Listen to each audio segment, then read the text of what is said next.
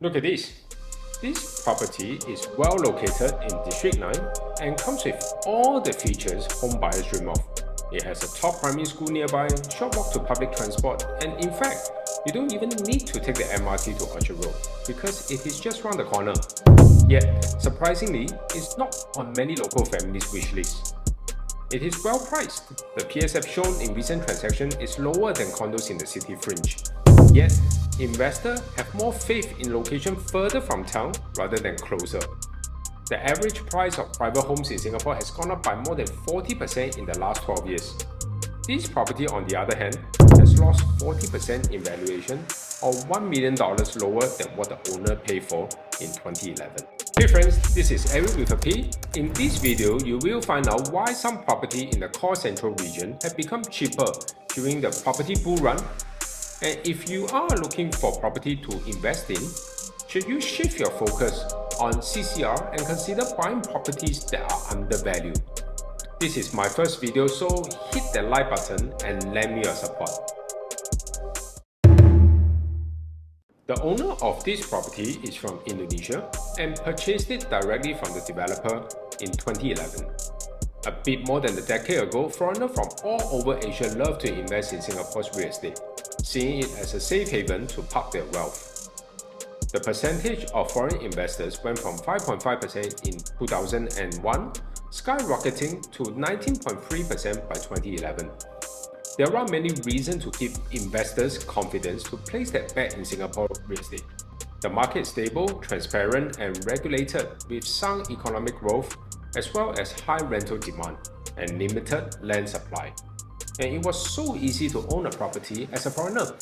The banks are willing to finance, interest rate was close to nothing, and there weren't many restrictions at all. It seemed all logical and attractive, especially properties in the CCR. The best of the best, and an investment like this can never go wrong. Having too many foreign investors in the market created a problem.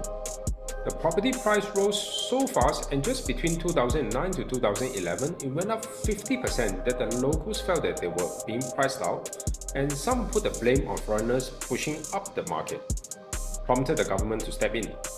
Now, the government faced a decision. On one hand, they want to keep the locals happy. On the other hand, they also want foreigners to continue to invest in Singapore. So, someone came up with a brilliant idea. The Singapore government has introduced further measures to cool the property market. It's announced an additional buyer's stamp duty for private homes, with the biggest increase for foreigners. As you know, this happened not once, and the government is raising the additional buyer's stamp duty. not twice, ABSD was raised overnight. but 5 times. Additional buyer's stamp duty doubling 60% for foreigners. With the latest move in April last year, introducing a whopping 60% ABSD. The result? The number of foreign buyers went down quickly and led to fewer transactions, mainly in the CCR. Sellers had to lower their asking price to find buyers, creating a ripple effect that left many prime properties with plummeting valuation or huge losses if they chose to sell. This property, for instance, was purchased for over 2.8 million and is now worth 1.8 million today. Now you might ask, if foreigners aren't buying, what about the locals? Indeed, the locals are the ones that they are buying up the market in recent years. Only you.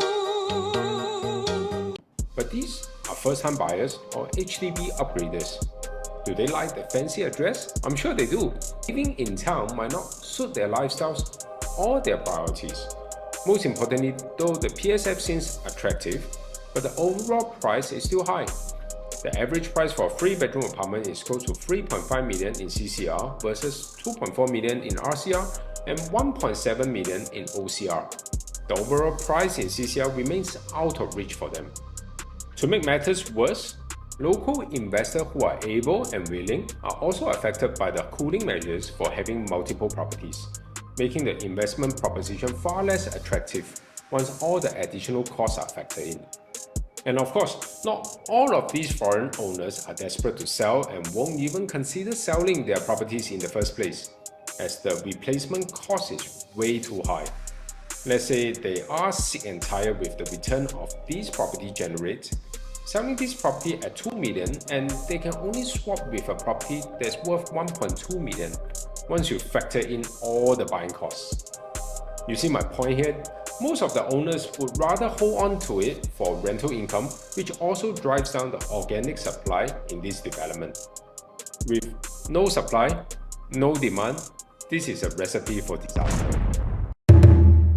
Do you think properties in the CCR will come out of the depression eventually and regain the confidence amongst investors? From a point perspective, considering the PSF in RCR new launch is set to hit 2,800 this year, isn't CCR a better value proposition? Maybe? With all being said, whether it will bounce to how high and when that happens, your guess is as good as mine. One thing I'm sure it won't happen until we see relaxation in external factors such as restriction on foreign buyers, immigration laws, and the overall market sentiment. At this moment in time, it's very hard to see how this will pan out in favor of foreign buyers anytime soon. Alright, that's a wrap. If you've enjoyed this episode, smash that like button, share your thoughts on the comment below, and subscribe for more insights. Until next time, this is Eric with a P. Bye.